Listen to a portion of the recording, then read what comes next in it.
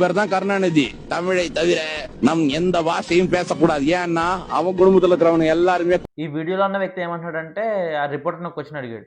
నీకు తమిళ్, ఇంగ్లీష్ తప్ప వేరే భాష ఏమైనా వచ్చని అడిగితే తను ఏమన్నాడంటే, నాకు వేరే భాష ఏది రాదని చెప్పేసి అన్నాడు.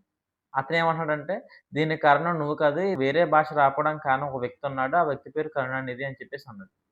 అసలు స్టోరీలోకెళ్తే 1965లో డీఎంకే పార్టీ వాళ్ళు తన పార్టీని ప్రజల్లోకి తీసుకెళ్లే ఉద్దేశంతో ఒక ఉద్యమం స్టార్ట్ చేయాలని చెప్పేసి అనుకున్నారు. అదే టైంలో కేంద్ర ప్రభుత్వం అనేది హిందీ భాష అనేది నేషనల్ లాంగ్వేజ్‌గా సెలెక్ట్ చేయాలని చెప్పేసి అనుకున్నారు. దీనికి కరుణానిధి గారు తమిళ్ భాషా ఉద్యమం అనేది స్టార్ట్ చేశారు. ఈ ఉద్యమం సారాంశం ఏంటంటే, తమిళనాడు ప్రజలు తమిళే మాట్లాడాలి. వేరే భాష తమిళనాడులో రాకూడదు. వేరే భాష మాట్లాడకూడదు అని చెప్పేసి అన్నారు.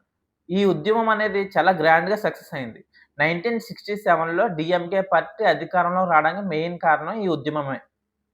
1965లో స్టార్ట్ అయిన ఈ ఉద్యమం ఇప్పటికి కొందరు రాజకీయ నాయకులు రాజకీయ స్వార్థం కోసం దాన్ని అలా కంటిన్యూ చేస్తూనే ఉన్నారు.